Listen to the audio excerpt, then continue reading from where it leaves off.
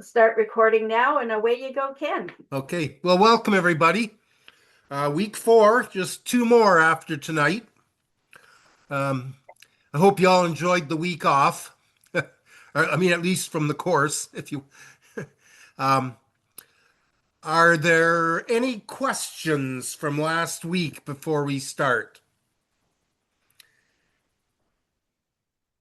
Raise your hand, I think, if you've got a Yeah, question, okay? click on the. Yeah, Sam Bath, you got your hand up, but you're muted, so Let's see. you'll have to unmute yourself. Can he unmute himself Yeah, or no? okay. Yeah? Okay. I saw I had gone to Watts Creek. I heard a screech when I was coming back to the parking. Oh, yeah. I looked there and it was just an American robin. Oh, yeah. Okay. Yeah, they have some alarm calls that are pretty loud. Yep. But when I Sorry. Thought you were done, Sambath. Okay. Why don't we let Ken get started? Yeah, And you okay, can tell him let's what you get saw into at it. the We end, can okay? talk. We'll talk at the end. So, tonight, all the birds we're going to be looking at are mostly forest birds. So we can talk a bit about the special habitats as we go through, but they're all forest birds. So this one everybody knows, black-capped chickadee. We have nothing else that really looks like it. A bit further north, we have the boreal chickadees, but they're getting pretty rare even in Algonquin Park. So you have to go quite a bit north or down to the Maritimes or maybe into the Adirondacks to see them. Boreal is a good name for them. They like the northern habitats, lots of spruces and firs and that. So this is an unmistakable one here. So let's get a few songs.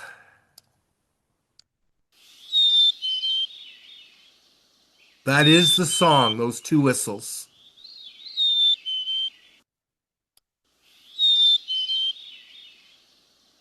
There's a veery singing in the back too. We're going to get to it later tonight.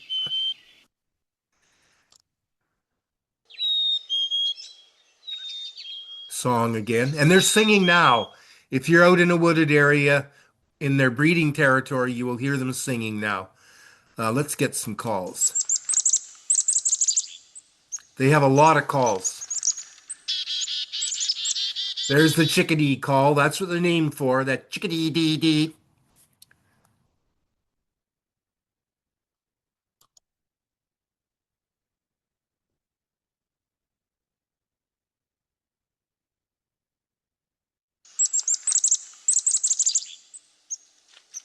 Yeah, let's get.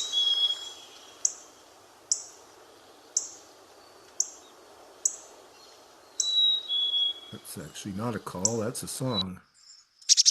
Oh, there's the chickadee call. So, is that loud enough for everybody? I can hear it fine, Ken. Okay. There we go. Maybe that'll make it a little easier. So those are the typical contact calls. They have a large range of calls.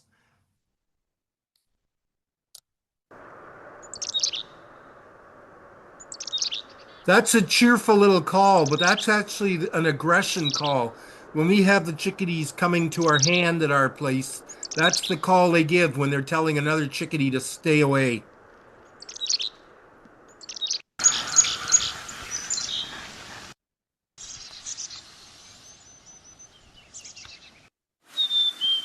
Another song. So the song is easy. The typical call, the chickadee dee dee call, is very easy. Just be aware that there are a lot of little squeaks and chatters that they can do in addition. Another woodland bird. These are in sort of a taxonomic order now. So And the other thing about the chickadee is the more D's, the more likely there's a predator of some yeah, sort around. yeah. And In fact, when they really get wound up, you'll hear a sort of dee dee dee dee dee dee dee dee dee. Yeah. Yeah, And and that, if you hear that, and especially if there's some other things calling in with them, like nuthatches or blue jays, that often means there's an owl. In fact, just about all the saw-whet owls I have found on our property, the chickadees have shown to me. Next one I wanted to do was red-breasted nuthatch. So red-breasted nuthatch is a small bird, a little smaller than a chickadee, or at least no bigger.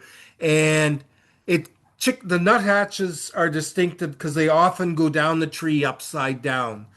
They're almost the only bird that habitually goes down a tree. Most birds will crawl up a tree if they're using the bark, like woodpeckers or brown creepers, which we looked at last week. The red-breasted is easy to identify because it's got a white stripe over the eye and a black line through the eye. And it's also got kind of a cinnamon breast. I wouldn't call it red, but compared to the white-breasted, I guess you could call it red. So let's listen to this is a song. Nah, it's not really a song. That's a call. Sorry. So we'll go back and forth between the two species a bit when we get to the white-breasted. It's higher pitched than the white-breasted. That's a song. Very whiny and week, week, week, week.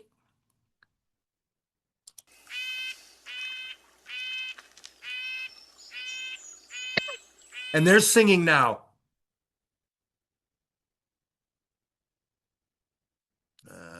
Another song. Yeah.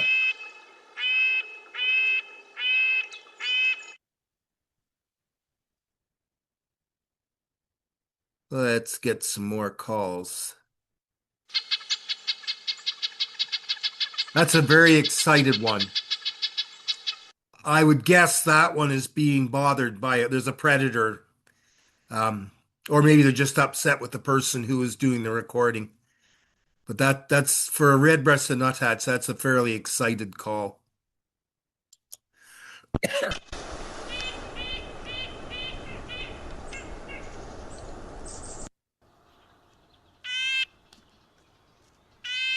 That's a song again.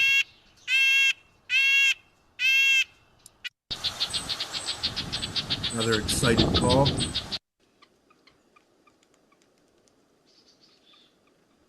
Just little quiet peeps there, the contact calls within a flock. It doesn't apply so much in the spring and summer when they're breeding, but during the winter, these often travel in mixed flocks. So chickadees and both nuthatches, downy and hairy woodpeckers, um, they often travel together, and so the contact calls will sort of help to keep everybody together. I'm surprised, Ken, that I have one and have had one for over a year now coming to my feeder in the front Hmm. when I really associate them more with big woods, big hardwoods. Actually, the red-breasted nearly always like some evergreens.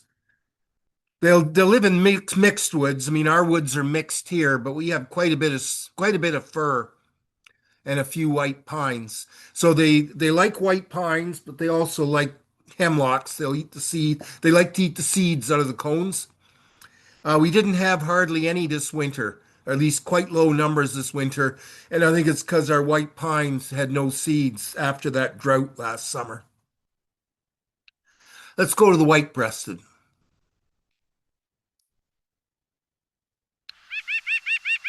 Yeah, they're bigger. They're bigger than a chickadee, quite robust looking. And they just have a plain white face with a black cap. No white line over the eye, no black line through the eye. And the breast is quite white. Now, let's see if they got a picture here that shows that under the tail. Yeah, here you go.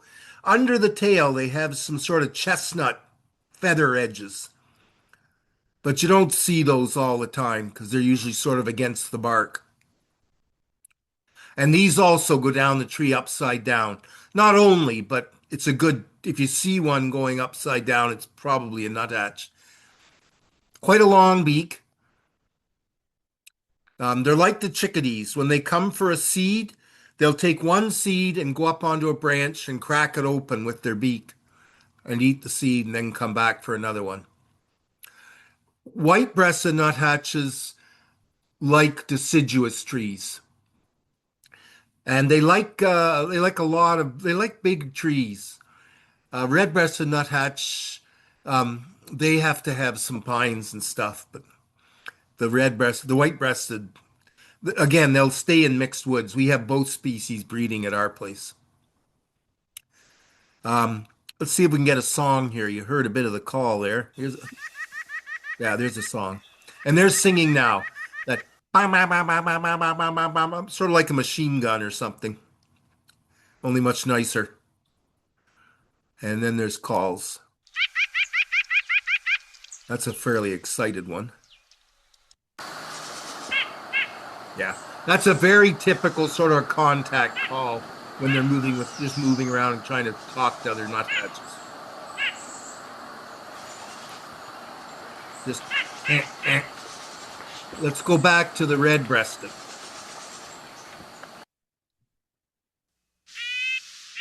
Song. Remember the white-breasted had that map, map, map, map, map, map, map, map, map. And it's lower. It's a lower note. But they're both singing now. I don't know why, Ken, but I have a couple of friends who will remain nameless. Don't worry, folks. That when they hear a white-breasted nuthatch, there's one of their calls that sounds a lot like a flicker, and they Yeah.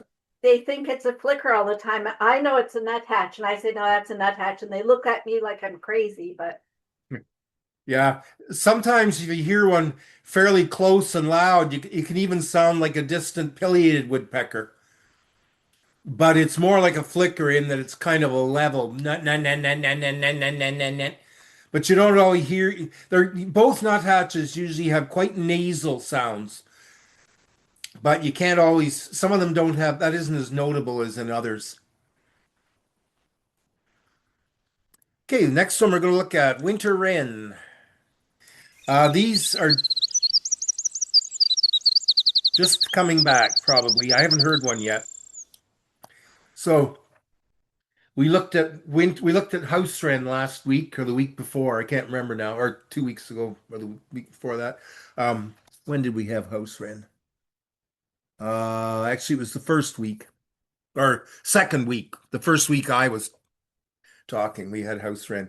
They look rather similar, but winter wrens are even smaller with a short tail and a fairly conspicuous line over the eye. The house wren has a much blander looking face.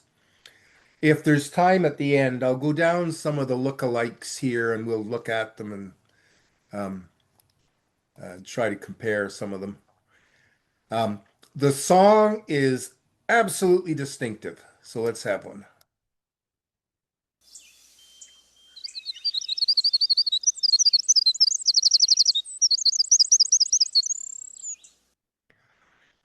It's one of the longest songs we've got.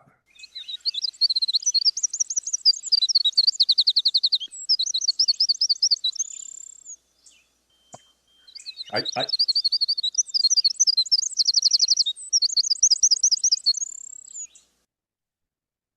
So very long, just a series of trills and twitters. Nothing else sounds like it that I can think of. Can you think of anything that sings anything like that, Janet? not really, especially not that sweet and that Yeah, long. yeah. Yeah. Winter wrens like thick cover. So usually wooded, quite often a bit wet. They like evergreens, but they don't absolutely have to have them. They nest close to the ground, usually in a turned up, in roots of a fallen tree or something like that, or in even a tree hole sometimes, but usually just down in thick stuff right up near the ground level. Um, let's get some of the calls are good to know. I'm just going to get one here. It's a lot of songs. Oh, here's one. Hmm. Yeah, that's one. They can do that little twitter.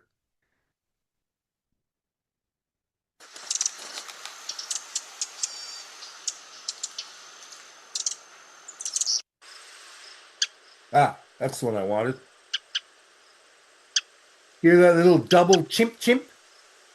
It can sound a little bit like a song sparrow chimp, but it's sharper and usually they'll double it at least most of the time.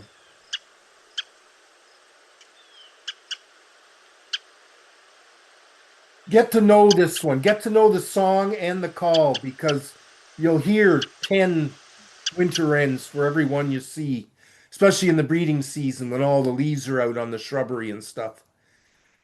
One of my favorite little birds, actually. I really like the song. I'll play the song one more time, a different one.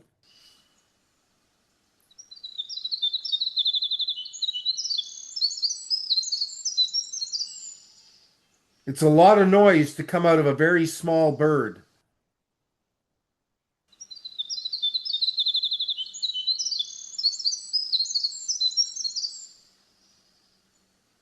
So we've looked at chickadee, we've looked at the two nuthatches, they're in their own family, and winter wren is in the wren family. Now we're going to look at some thrushes.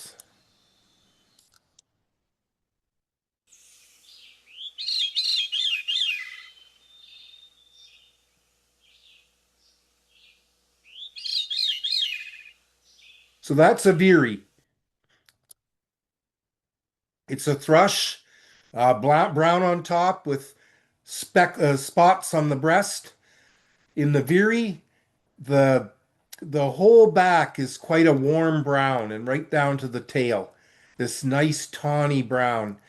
And the spots are pretty inconspicuous. In fact, if you're seeing at a bit of a distance, these will almost be invisible on some birds.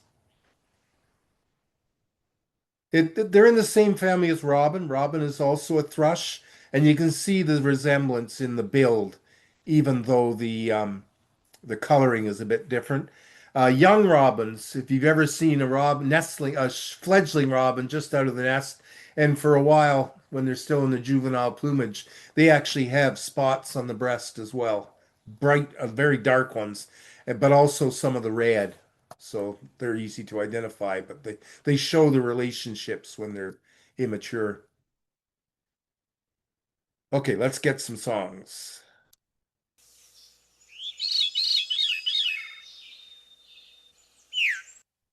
Oh, that was it. Okay, let's back up just a bit here. So that was a call. And I try to think of it as saying veer because that reminds me of the call and it also connects it with the name, the veery. Let's listen to the call again. Yeah.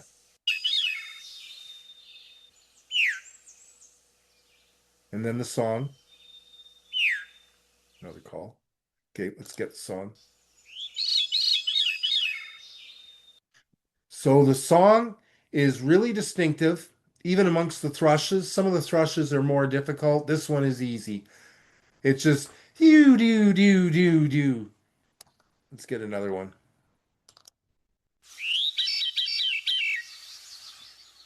So the quality of all the thrushes is very, yeah, it's beautiful. They're very fluty.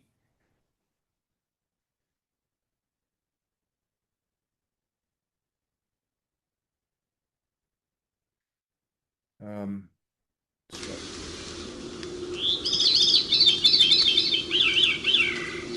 that's not a super typical one. Another call. That's not quite like that veer one we were hearing earlier. But it is a typical call. So you have to be aware of the calls and the songs again. Another species that you'll hear 50 for every one you see. So learn the song and the call if you want to know if they're around. If you want to look at them, if you can hear them, at least you can go and look for them when you hear them. They're fairly skulky. They're common around Ottawa in any large area of woods. You don't find them in small woodlots. more extensive. They like it a bit wet quite often too. Has to be fairly thick. They nest on the ground, so they like to have thick cover near the ground. I'm not sure if these nest at our place or not. They don't stay every year because last year, for example, I never heard one all spring or summer. So this is our common breeder here, hermit thrush.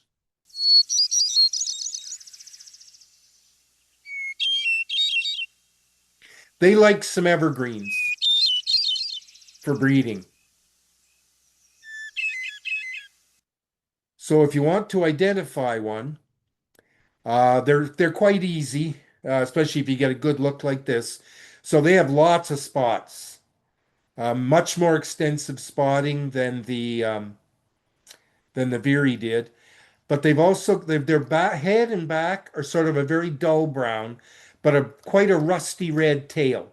So these are quite common. These will actually be showing up in the next couple of weeks. I think some have been reported already. They will winter occasionally. Um, and they'll be down on the ground hopping along, and you'll be able to see the red on the tail. Let's listen to a couple more here.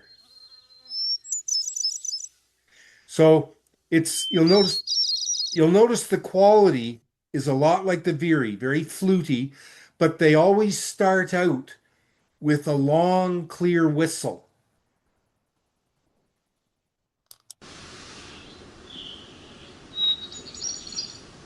That was hard to hear. Let's try this. Yeah, hear that long high whistle, and then the sort of deedly deedly thing.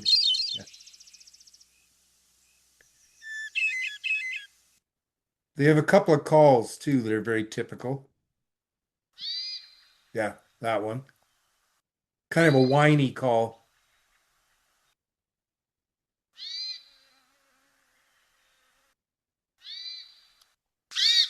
That's the same one.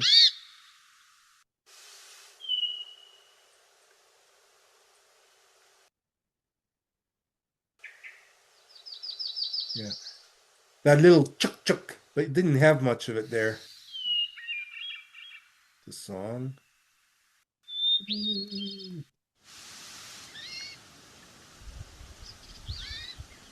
Yeah, there's the whiny call again.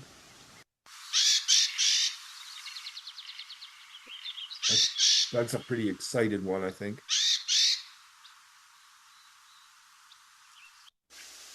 Ah, there it is.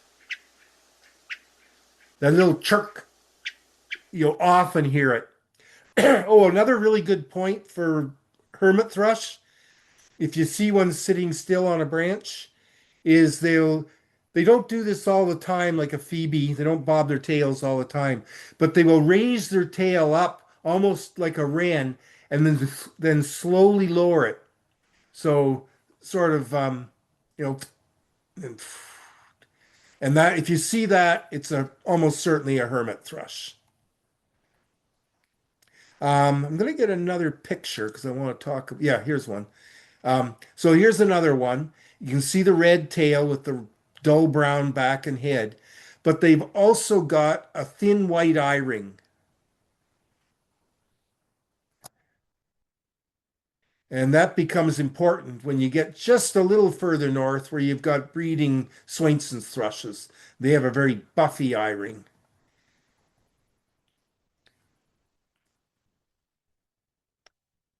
Okay, so the Veery and the hermit thrush are in the same genus. They're closely related. Wood thrush is still in the thrush family. It's a different genus.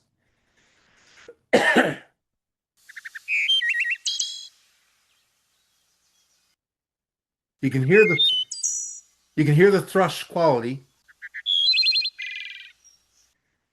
So sort of eole or variations on that.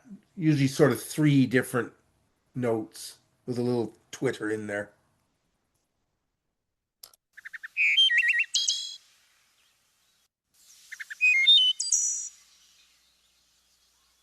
So the hermit thrush had the long note at the beginning. The veery has no introductory notes; it just goes straight into the do do do do do. Let's get some calls.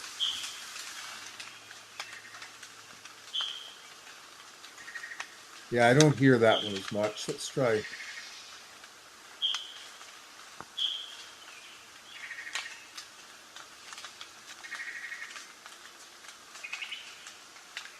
I'm hearing it.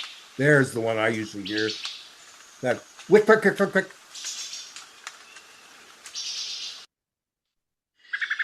Yeah, there it is again. And you hear that a lot if you're in the nesting territory. That seems to be an alarm call when there's an intruder, like me and my dog.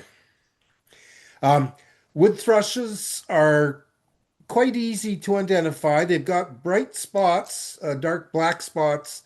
Um, oh, yeah. I want one sort of more from the side here. There we go. It's not a great one, is it? Okay, this one will do. So quite dark spots, big spots, right down onto the belly, but the breast and belly are very white. If you noticed, I can actually go back in a minute. On the hermit thrush and the veery, there's a lot of sort of gray feathering on the flanks. You don't have that in the wood thrush. It's very white. All the underparts are very white. The back is just sort of a dull brown, except that the head is quite rusty. So veery is kind of a warm brown all the way down. Hermit thrush is dull brown with a bright rusty tail. Wood thrush is a brown with a bright rusty cap. And again, quite a prominent white eyebrow. So listen to the song again.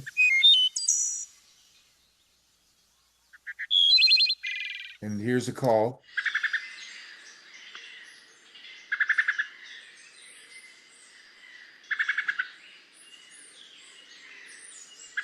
Okay. That's the three thrushes that we're looking at tonight. Robin is also a thrush. Bluebird is also a thrush. Okay, now we're going to do 7 species of warblers. We haven't listened to warblers too much so far. Um, the last time we were together, I thought we had a few. Must have been the week before. Um, oh, maybe we just haven't come to them yet. I know we're going to do yellow warblers. Oh yeah, we're going to do them next week when we get into some wetland species again. So these are some of the woodland ones. And the first one is ovenbird, which is a very definitely a woodland bird, likes extensive forests. Doesn't need big trees because they nest on the ground, but they do like decent sized trees.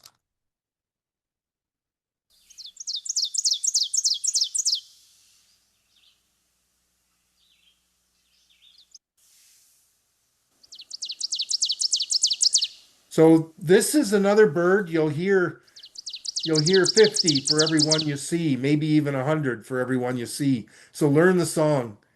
It's very distinctive. It's teacher, teacher, teacher, teacher, teacher, teacher in a crescendo.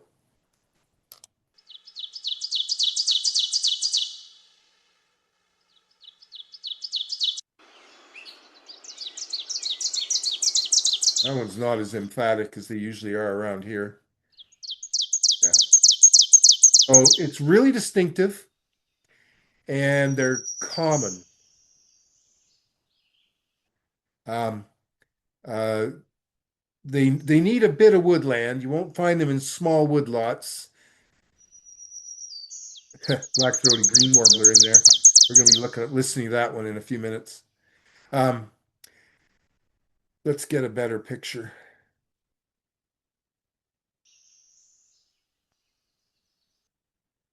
That is not better. Oh, there's a good one. Okay. So this is an ovenbird. It's a warbler, but it doesn't really look like a warbler because it's just sort of this olive brown, almost quite greenish looking in some lights. Bright white eye ring around the black eye, and then two black stripes on the crown with a bit of a rusty or orangey uh, mark between them. You can't see it terribly well in that one. Let's see if we can get a better look at that. Yeah, here's one looking face on. And you can see the orange in between the two black stripes. Uh, they don't have spots on the breast like the thrushes. They're more like streaks, more run together.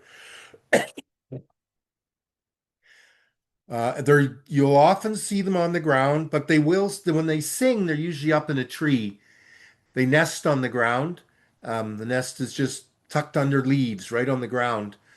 I actually found quite a few of them last year when I was doing my breeding bird atlas work. I've never found so many in 2 weeks in my life. I think I probably found a dozen or more because it was just the stage they were at in the nest. I kept flushing the females out of the nests and they do a sort of a broken wing act or something, a distraction display to run off and draw me away. Um, so let's just do the song one more time. Teacher, teacher, teacher, teacher, teacher.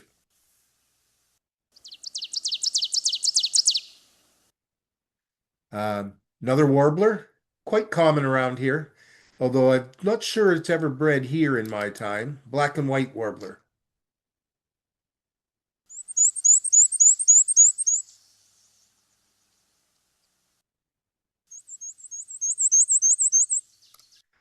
Very well named. It's all black and white. Not much of anything else in the way of color on it. Um, the females and the males look a lot alike, except the females don't have as much black. They don't have the black throat, and they have less black on the face, so the face looks a bit blanker, and markings aren't as heavy. The song is very simple. It's just sweetsy, sweetsy, sweetsy, sweetsy. I'll play another one.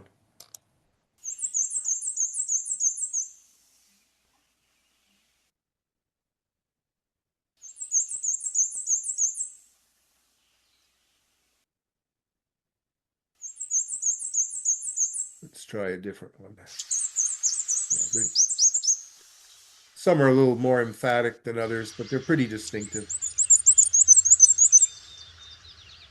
The one that's probably the most similar, or can be fairly similar, is American Redstart, and we're going to come to it in just a minute. But first, we're going to do the Nashville warbler.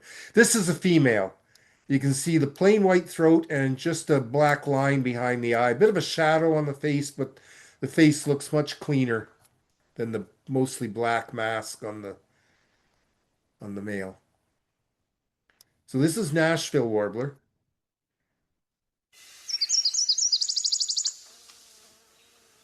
Okay. Oh, I want to go back there. Stop it. No. Nashville warblers are fairly common around here. They don't live in thick woods. We're going to They, go live in Carol. You were the they, last person we died.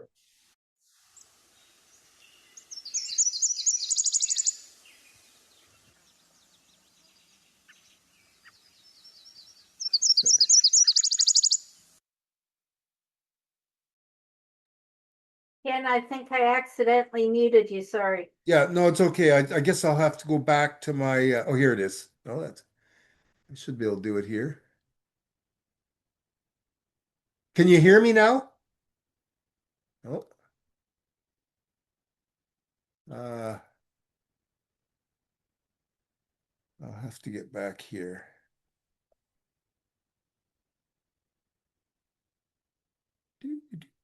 No, I'm not. Can you hear me, Janet? Oh, I'm not muted. Oh, No, sorry. Yes, we can hear you. Oh, Sorry, okay. I was muted. Oh, okay. Sorry. Confused the heck out of me. Yeah, I was trying Okay. to mute somebody that came. Yeah, I know there was some noise, background noise coming in. Um, so Nashville warblers like edges. So they'll be in woods, often in woods, but they'll be where there's a bit of a clearing. They like some smaller, younger trees with more structure rather than really tall forest trees. You'll see them along forest edges. You'll see them along well-developed hedgerows on the near a woods or something. So they like some open area around them. I think they nest on the ground, so that probably allows more thick cover for them to nest in. The song is very distinctive. It's in two parts. It's two trills. It goes slow and then fast. So sweet, sweet, sweet, sweet, sweet. Tit, tit, tit, tit, tit, tit, tit, tit, tit. So let's listen to one.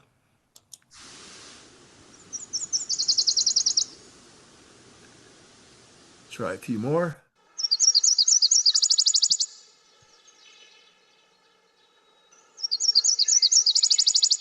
Now to identify them,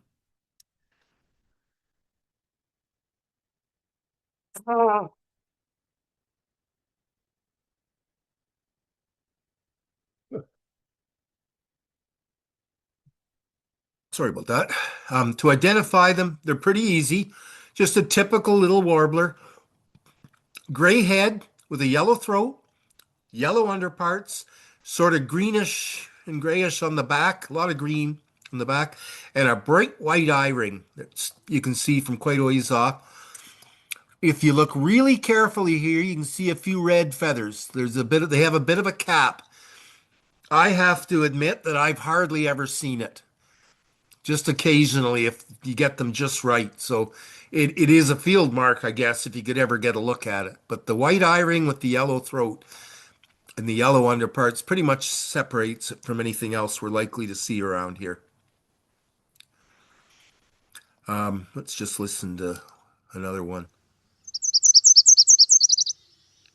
So again, the sweet, sweet, sweet, sweet, the two parts. Now let's go to the red start. Red starts are funny. They also they like edge. You'll find them, they're often in forests, but they'll like an area around a clearing or an area where trees have been blown down, so there's some young saplings coming up.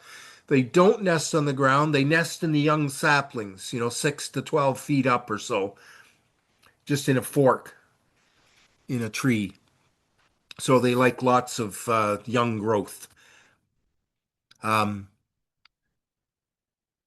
a really good place for them, although the Ottawa people probably don't know. Well, Britannia, I'm pretty sure they breed at Britannia, at least in small numbers. There's usually a pair in the woodlow at the Almont Lagoons here. But the Mississippi Madawaska Land Trust has a property out on concession 4, I think it is. It's called Marble Woodlands. There's public access, but there's lots of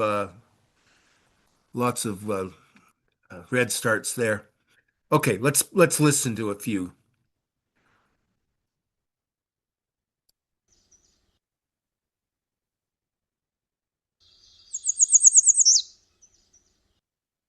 Okay, that's a typical one. It's not always that rapid, but it can be. So sort of sweet, sweet, sweet, sweet, sweet, and then a little buzzy note at the end. If you hear that little zzz at the end, you've got a red start. Let's listen to a few more because they're variable.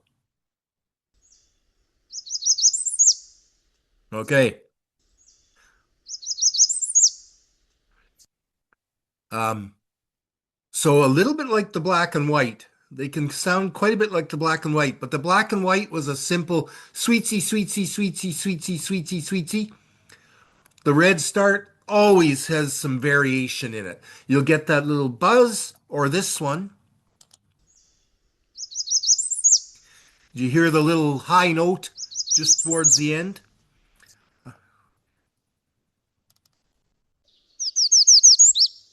Yeah, there's another one. It's just got the high note near the end.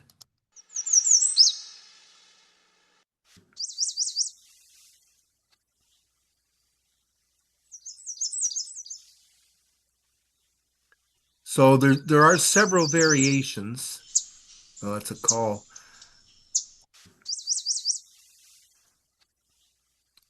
So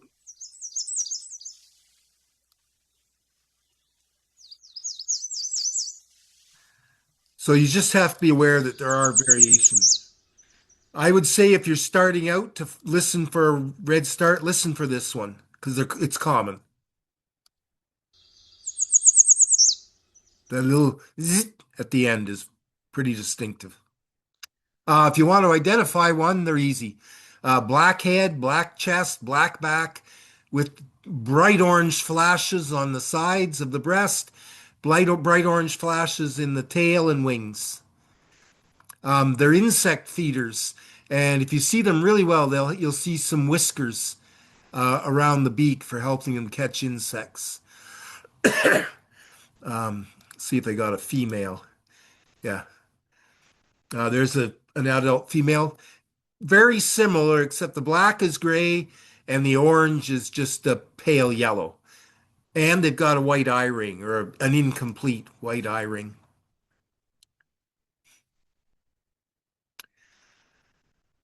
Another one that's fairly common around here and also likes disturbed areas is chestnut-sided warbler.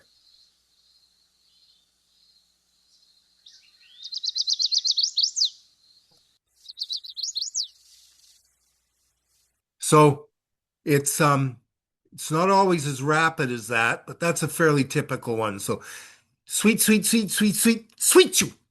Or some people, yeah, that's true, Sam Bath. It does a bit. Um, Sam Bath was just noting that the rusty looks like the reddish coloring around the front of a ruddy turnstone. Um, um, I forget what I was going to say there, but let's listen to another. Oh, yeah. So the sweet, sweet, it's often described, transliterated as please, please, please to meet you. With that very emphatic ending. Let's try a different one. Sweet, sweet, sweet, sweet, sweet, sweet. That's an unusual one. You do hear that one, but I often don't know what it is when I first hear it. More wandering. Fairly typical one.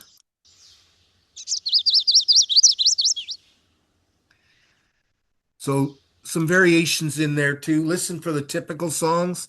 Some of them can sound quite a bit like a yellow warbler, which is sweet, sweet, sweet shredded wheat. And this one's please, please, please to meet you. Just listen for that more emphatic ending. Habitat can come close to overlapping because yellow warblers, although they like wet areas, disturbed areas, or low growth, low trees around a wet area can also hold chestnut-sided warblers. So you can have them singing pretty close together. To identify it, pretty easy. The chestnut flanks, which give it its name, a black mask on the face, and a bright yellow cap. Female is similar. Yeah. Here's a female. It's got enough of the chestnut that it's identifiable. They can have more black than this. Got the yellow cap. Let's just see if they happen to have a juvenile. Nope.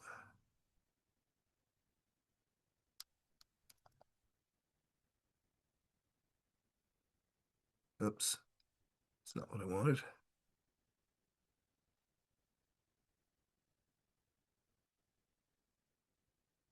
No, they don't seem to have one. Juvenile is quite interesting. It doesn't look much like the adults. It's got this sort of green on the head like this and more of a gray head with a bright white eye ring. And it usually really throws people that haven't seen one before, but they don't seem to have one here. So please, please, please to meet you. And in more disturbed areas, there can be tall trees, but they like some low growth as well. Pine warbler. Okay. This is a really typical male, adult male. Green head, green back, bit of a broken yellow eye ring, um, uh, gray or blackish wings with two fairly conspicuous wing bars, bright yellow throat, yellow breast, and onto the belly. Usually a little bit of streaking in the male on the belly. Um, Roger Torrey Peterson quotes somebody and says that a tray in a museum, a tray full of pine warbler skins looks like a drawer where they've thrown all the museum's ratty and discarded warbler skins. There's nothing very dramatic about them. The adult males aren't too bad, but here's a female. That is not a breeding female. This would be a young female or one in fall plumage. See, hardly any yellow at all. This kind of bird gives people a lot of trouble. That's probably a slightly more typical female. Yeah, a lot grayer.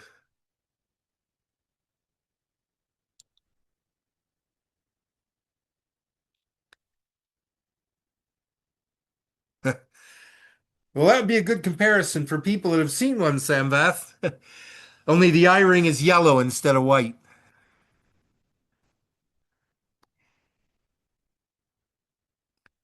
Um, so the song. Let's get back to the song.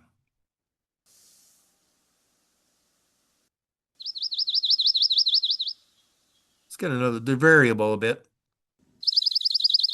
That's a pretty typical one. Yeah. So it's amongst the warblers, it's pretty easy to identify. The one thing that helps is in the breeding season, they'll nearly always be singing from a pine, a tall pine like a white pine, or at least there's one pretty close by. So if you're in an area with tall white pine trees and you hear a song that sounds just as a simple trill, a little bit like a chipping sparrow, but more musical. Um, uh, uh, the chipping sparrow can be quite dry, as we heard the first week. Just a long, dry trill. It can be a little chirpier, but this is quite a musical trill. Let's do another one. That's a fairly typical one.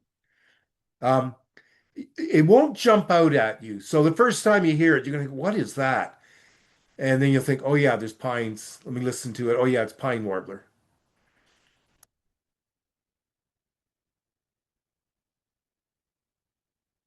Starlings can imitate a lot of things, Samvath. That's true.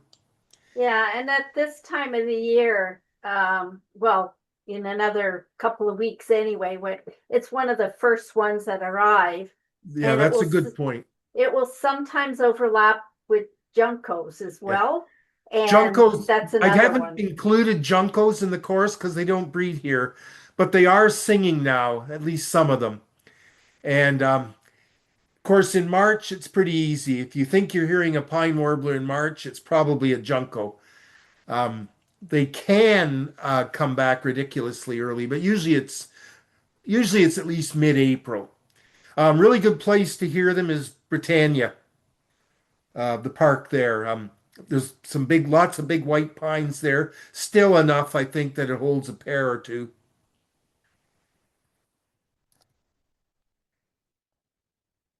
Yeah, starlings are pretty widespread, even though they're introduced. Um, so if you want to hear one, Britannia is a good place to start. They breed on our property, although we only have a few white pines, big ones. It doesn't take a lot. Quite a small clump of white pines in a forest can be enough to hold a pair. Um, there's a lot of deciduous trees at Britannia, but there's enough pine trees to have a couple or three pairs of pine warblers. So just remember to, if you're in a place with tall pines, listen for them.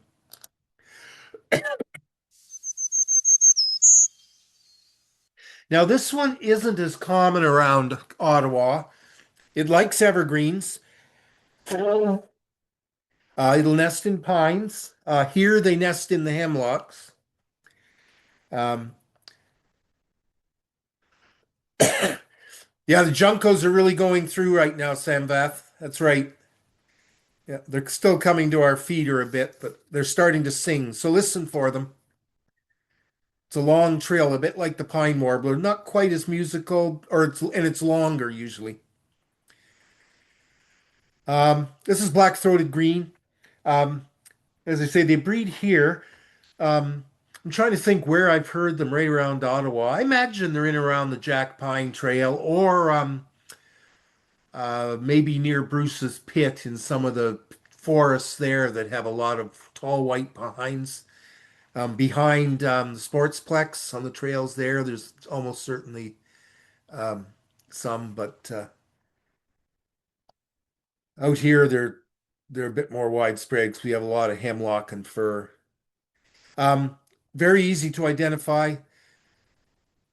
Do they breed at Mud Lake? Do you know, Janet? Not sure if they breed there, but you can certainly hear them Yeah. during migration They come anyway. through fairly early, Mhm. not as early as the pine Yeah, warblers, yeah, but I've often had them before the end of April. So the last weekend yeah. of April, I often get them here.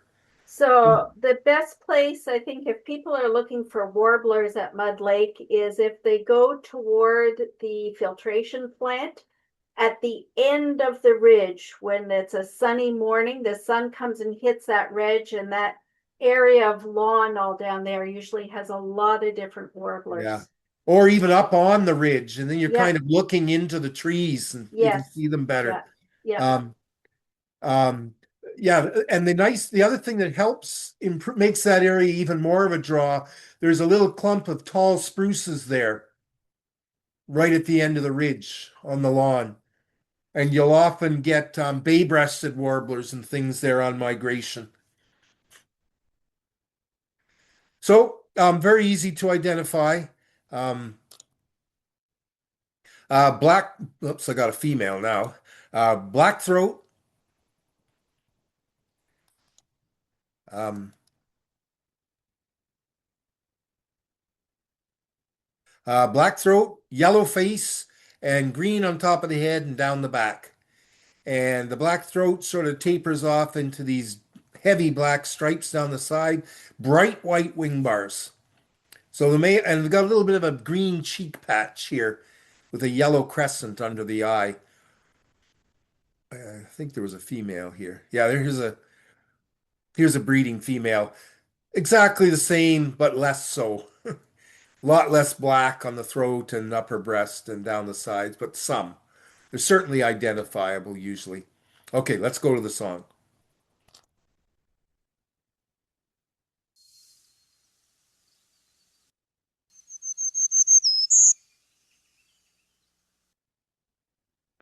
Um, Very buzzy.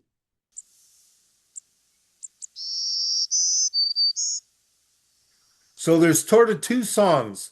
There's that z z z z z z z zoo z where one note drops down, but it's all buzzy. And then there's the one that's slower. So um, this one.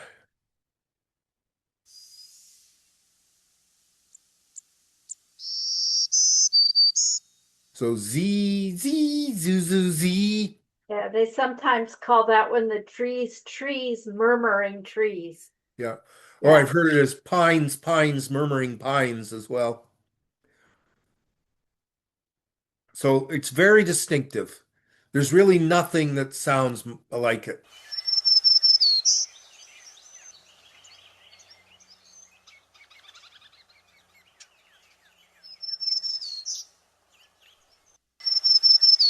This one was recorded at Shirley's Bay. There's the pines, pines, murmuring pines again. So very buzzy, and um, they only had the one of the fast one, eh? Let's go back to this fast one. Yeah, so you get the two types. Um, I have heard that the same birds use them in different contexts. I'm not sure how that works, so I'm not going to steer you wrong, but one is more common in males being territorial, and the other one is uh, when they're sort of past that, but I can't remember which one is which. Oh.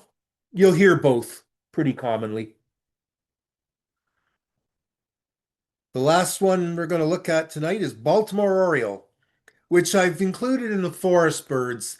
It's really another one that likes it a bit more open. It loves tall trees, but it's quite happy with a few tall trees in a suburban neighborhood or something. Um, so let's go to it.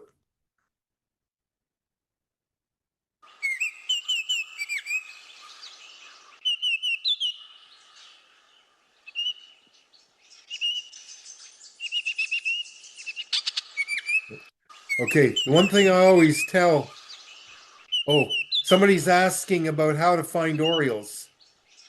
They're pretty common. Britannia is a great place to get them. They're in the tall poplars right along Castles Road there.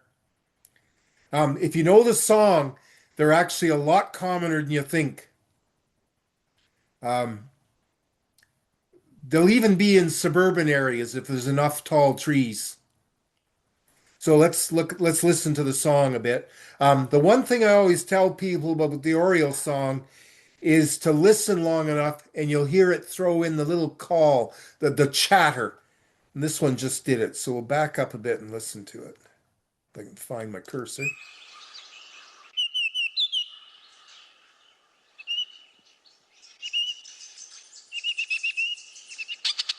Hear that little chatter? That's your tip off. You've got an Oriole. It's actually a pretty distinctive song. Let's do another one.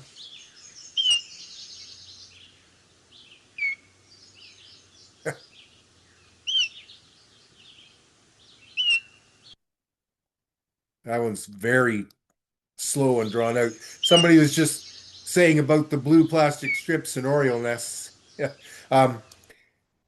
Most of the nests is made from fibers that they pull out of milkweed plants. So in the early spring, when they're first back, they get back about around the end of the first week of May, maybe around the 5th or the 6th, 8th.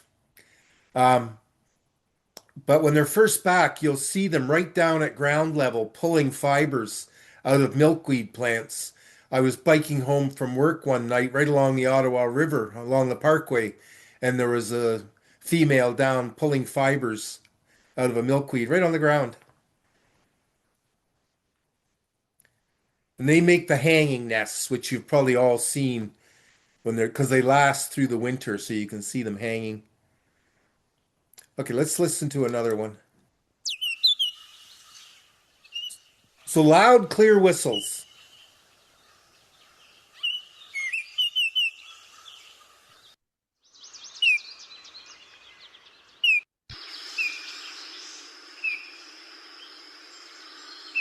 So they can use just a single short whistle like that as a call.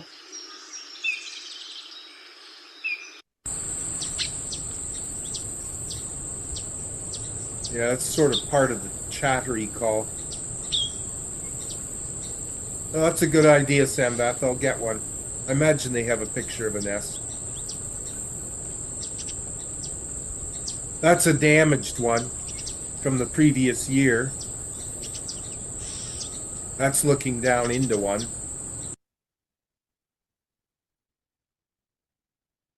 There's a male at a nest. So these whitish fibers are from a milkweed plant.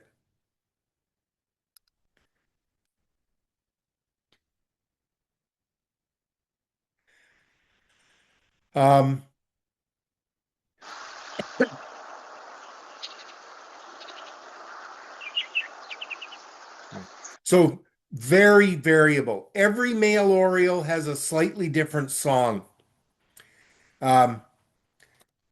But the quality is always the same, those loud, clear whistles. And as I say, if you listen for a bit, you'll hear a chatter.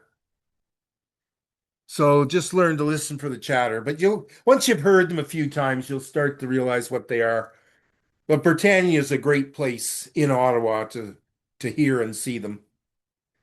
Again, if you're walking along the berm, along the river, you can look right into the upper reaches of the poplar trees that are along Castles Drive, and you'll be looking at them almost at eye level, and it's a lot easier. They usually nest in the tallest trees they can find, so once the leaves are all out, it can be quite hard to find. They're easy to find in the first when they're first back. For the first couple of weeks, they're back before the leaves all come out. Um, these are males. I'll just show you a female because they look quite different. This is actually quite an orange one. They aren't always this orange, but the females they get oranger as they get older. So this is probably an older female. It starts to get some black on the face too. They still have the dark wing with the white wing bars, but they're a very washed out version of the male. There's a male. The males are unmistakable with the black head and upper back and black wings and then all these orange flashes and white wing bars and white flashes in the wings.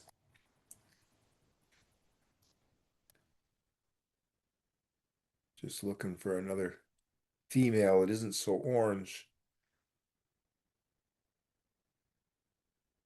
Yes, that would work, Samvath. I don't seem to have another one. Okay. Um, so there's this one anyway. Just be aware this can be quite a pale yellow sometimes, rather than so orange. You don't see as many of the females because they tend to stay up high and they don't sing, as far as I know, so you don't get on to them as much. So, are you ready for a quiz? Oh, yes, Ken, we have them all down pat.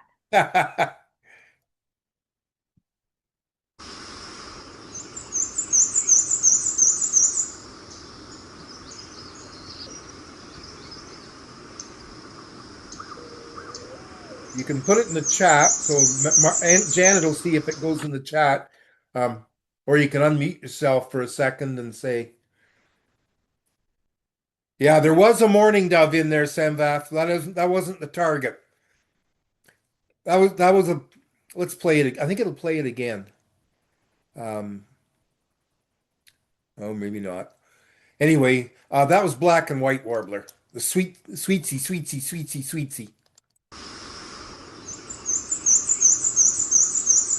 Pretty plain. Yeah. Arlene got it. Okay, let's try another one.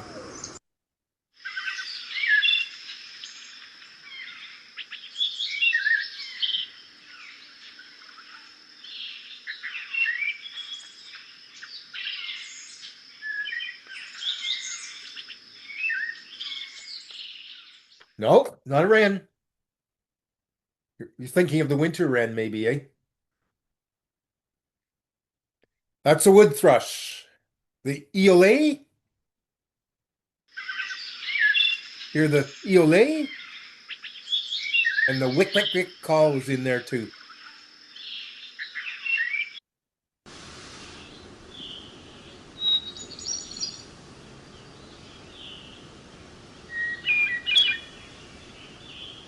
I'll give you a hint. It's another. Okay, good. Somebody got it. Hermit thrush. Yep. Has a long whistle at the beginning.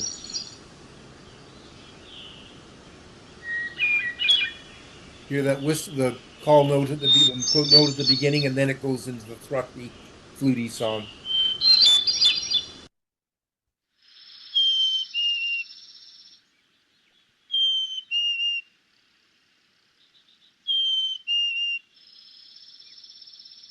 Chickadee, yep. Somebody got it. Yeah, that's the song.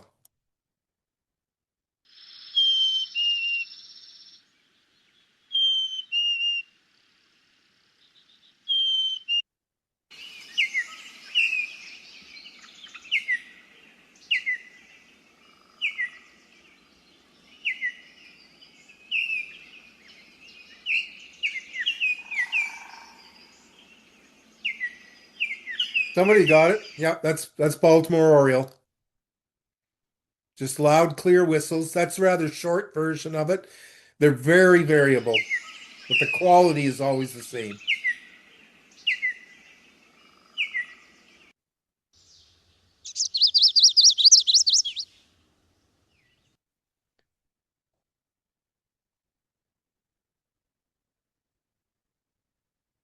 Oh, it's only going to play it once?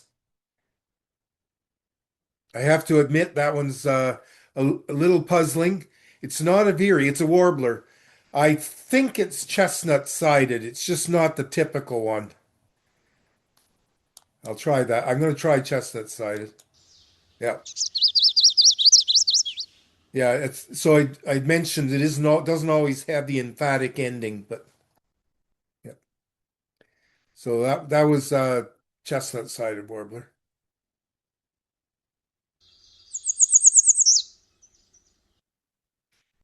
Another warbler. Nope, not a veery. Oh, sorry. Yes. No. No, yeah, red start. Somebody got it right there. Yeah. We'll play it again. It'll play it again when I select it. So that's the typical one with the little bzz at the end. Just the last note is a bit buzzy.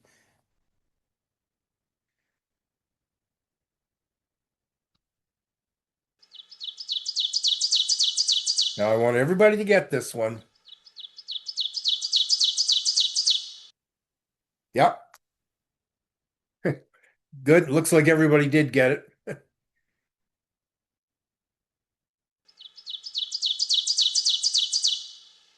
Good. Like I say, it's a good one to learn because you'll hear a lot more than you'll ever see. Another warbler.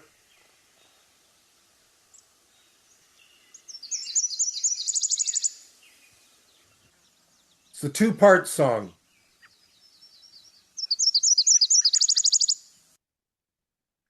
Nashville, that's right.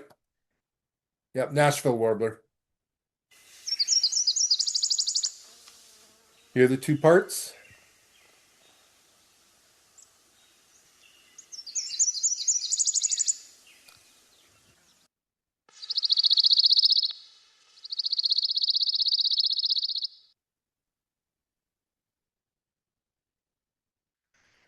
Yeah, somebody's calling it pine warbler. I think it must be. It's a very unmusical one, but I can't think what else it could be out of here. Yep. Usually they're a bit more musical than that, but it doesn't sound like a chipping sparrow either, though. It's the notes are different.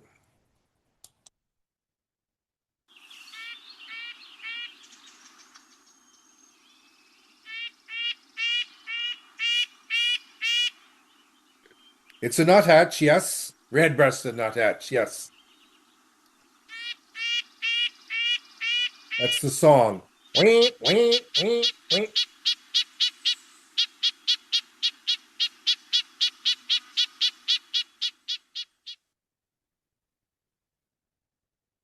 Um, oh, I didn't finish what I was doing.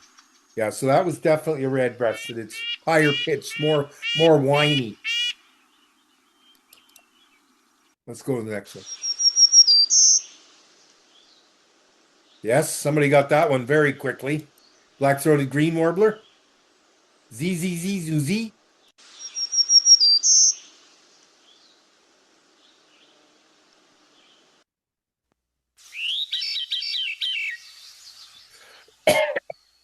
Okay, Sam Vath, what's that one? Yeah, somebody got it. Veery. Yeah.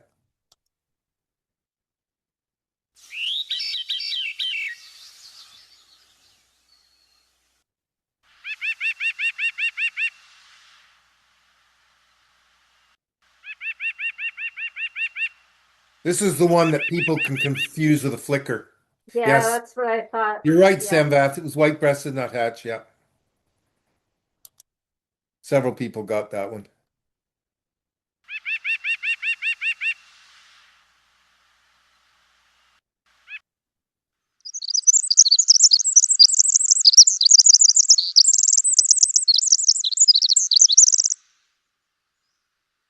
Winter wren, yep. Some people got it.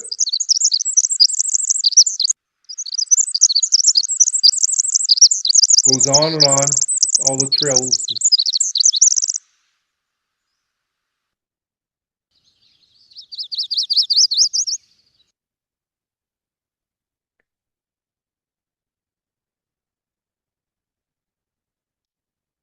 Ooh, I didn't hear enough of that one. It's a warbler. I thought we could. Oh, no.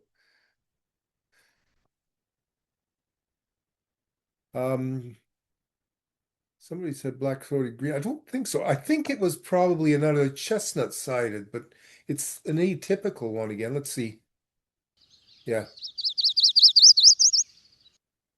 Um, Red Start actually isn't a terrible guess. They can sound a little bit alike sometimes. That wouldn't be a typical Red Start song, but they're also quite variable. So that was another chestnut sided. Or did we have? Yeah, we think we had a chestnut sided way back We at the did, beginning. we did. And one of the good things about Merlin is that if you keep it to double check what you think you're hearing or Yeah, to learn, it's very helpful for the ones for the songs that don't have good mnemonics, like Z Z Z Z Z, for example.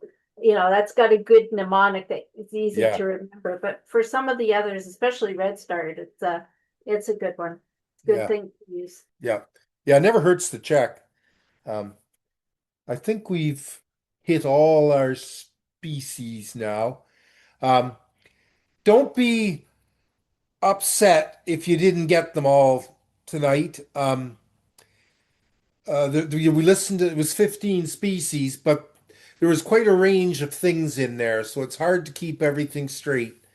Um, we have a few minutes left. What would be the most useful to you? Would you like me to go through another quiz just to reinforce what we've just been doing, or would you rather I went back and hit some of the species that are causing you trouble?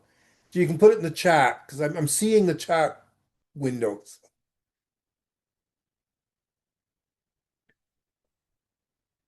If you want to know sightings that are happening, somebody was just asking about that. Um, eBird is probably the best, although eBird doesn't usually post things right away. They'll take an hour or two to get posted until a reviewer's seen them or something, but you'll know within 24 hours of anything. You Okay, can also somebody said they'd like another to try a quiz again, so let's do that. Okay, and with eBird, you can also set up a needs alert. So if Yes, there's that's right. birds around that you haven't seen yet this year, it will send you a separate email that will have all of them.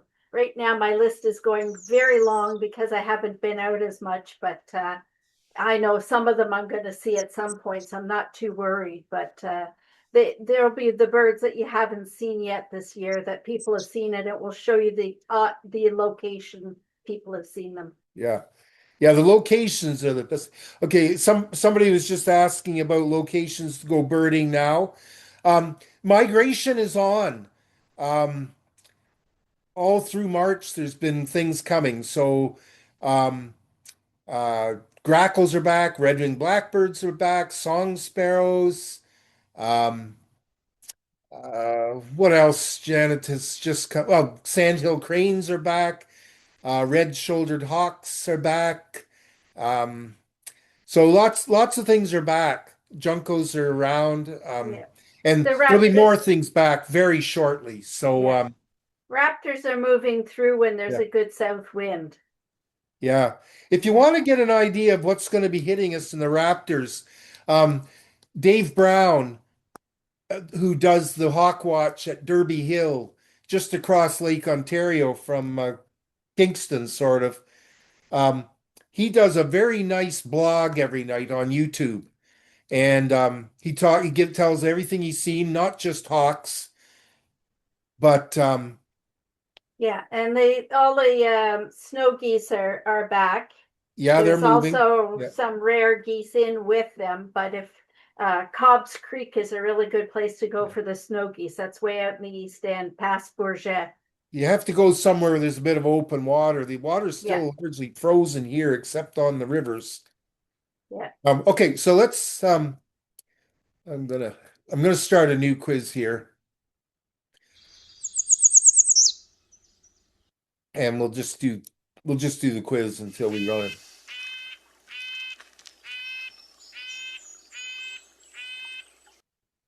So we know it's a nuthatch because of the nasal quality.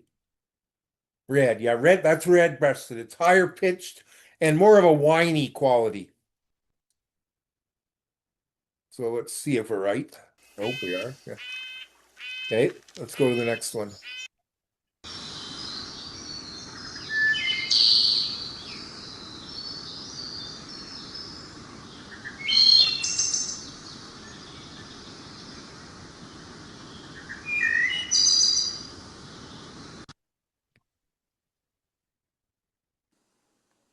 Yeah, wood.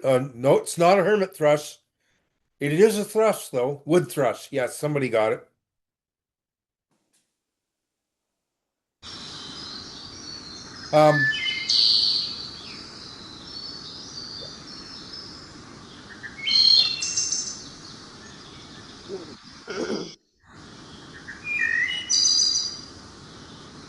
Oh, did we? Yeah, go on to the next thing.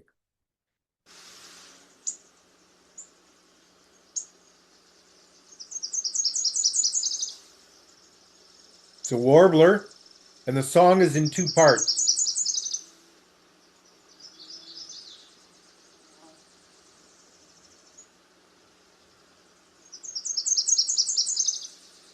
Yes, Nashville. Oops.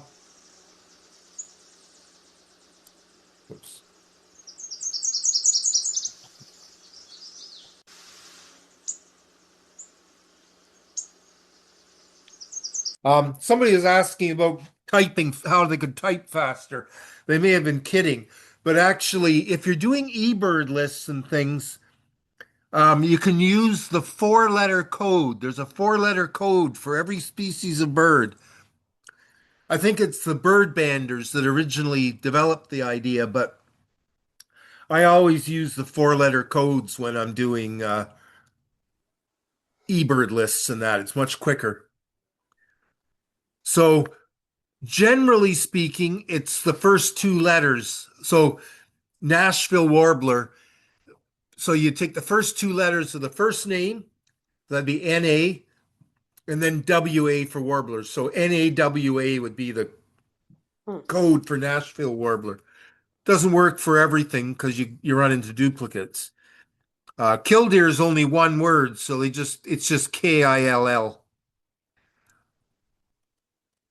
But if you can get those codes, just look up banding codes or go on eBird and you can well, they don't really give them though. You have to know them. So, but if you learn those four-letter codes, it can really streamline things for you. Okay, let's move on. Another warbler?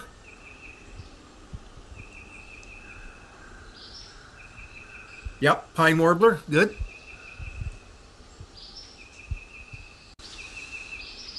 There's an oriole in the background.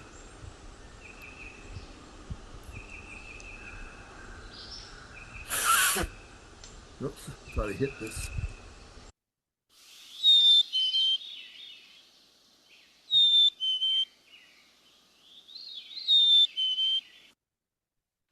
Chickadee, yep, that's the song.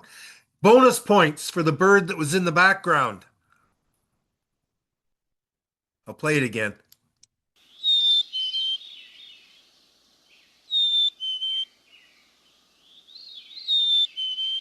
Theory, yes, somebody got it. Good.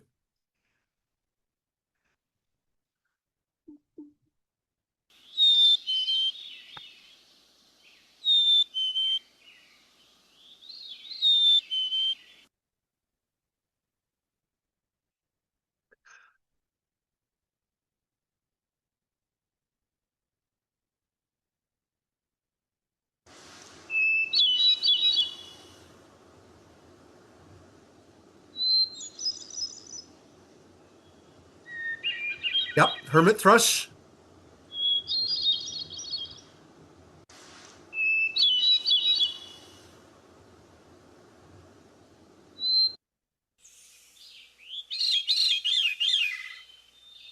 So if you're trying to think of the code, hermit thrush is HETH. Heth. Guess I better mark it here. Oh, what was that? What did I? Back to quiz species. I guess I hit the wrong thing there somewhere. Oh, that certainly isn't a hermit thrush.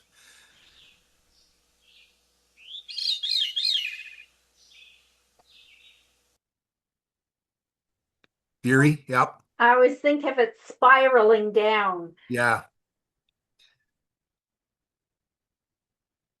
Yeah, it wouldn't mean anything to people now, but when we were kids, we used to call it the organ grinder song because it sort of sounded like those hand cranked um, little organs that people would carry around in Toronto to get money from people.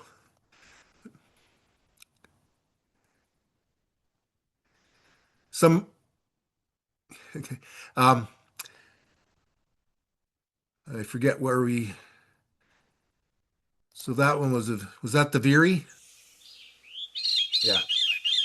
Um, I'm going to get out of the quiz and I'm going to get out of here and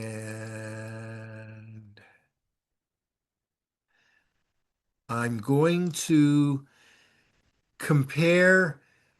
Um, there was something I wanted to compare. Not the junco or the chipping sparrow with the pine, or Chipping sparrow. That's probably the one I yeah. was going to go to. Yeah. Um,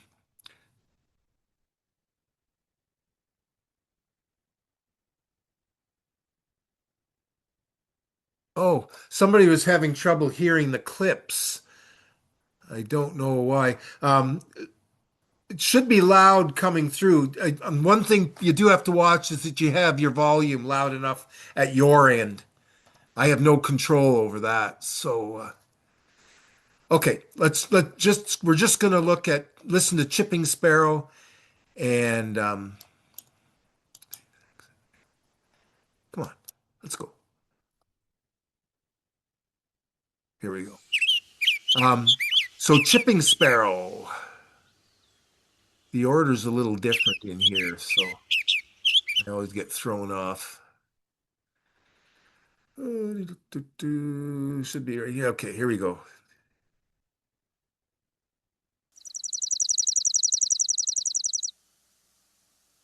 That one's more of a trill. That's a fairly musical chipping sparrow. Yeah, you can hear the chips in it quite distinctly. There's a very dry one, very rapid. Now that one is a little bit more like a pine warbler, but it's a much longer song and still a little drier. So let's go to pine warbler.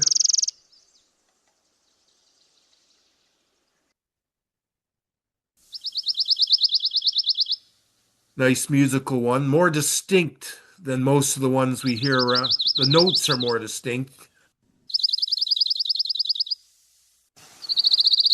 That's a pretty typical one around here. Fairly rapid trill. But here that it's always musical. You never get that dry song like the chipping sparrow.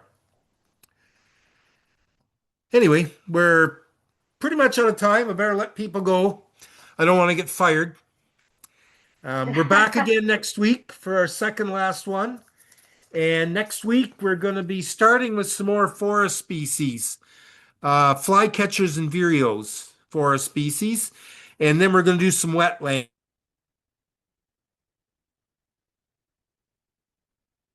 Whoops. You're frozen, Ken. Participation. Did you have a question, Sambath? You'll have to unmute yourself. Are meadowlarks around? Western They're meadowlarks? they should be back very soon if they aren't already. But Because I they're think hard to find right in Ottawa or close to Ottawa anymore. They're out where there's because I big think I fields. saw western meadowlark and the and I was surprised when somebody on iNaturalist agreed. Oh yeah, there's been one out out on Panmure Road. It's been there most of the winter actually. I haven't been to look for it yet. But what brown birds are about the size of starlings, pretty light and can be found near houses? Oh, well, this time of year, I'm not sure. The starlings might look a bit brown right now because they're very speckly. Because But they're usually winter the ones plumage, they have speckles all over spots. usually the ones I see here are way darker than those birds. Yeah, and the juveniles, when they come later on, they're very sort of grayish brown, mostly gray. But I saw it before March break. Okay, yeah, they wouldn't be juveniles yet. Anyway, Well, I want to thank you, Ken, so much, and I hope you feel better and that your wife feels better. And she's almost back to normal, so yeah, okay. Well, thank you very much, everybody, for coming tonight. And yes, well done, Ken. Lots of people are giving you their And appreciation. Okay. So thanks have very one more much and take question. care. Okay, we're way past time, Sam. Yep. Okay. All right. good Take night, care. everybody. Good night, everybody.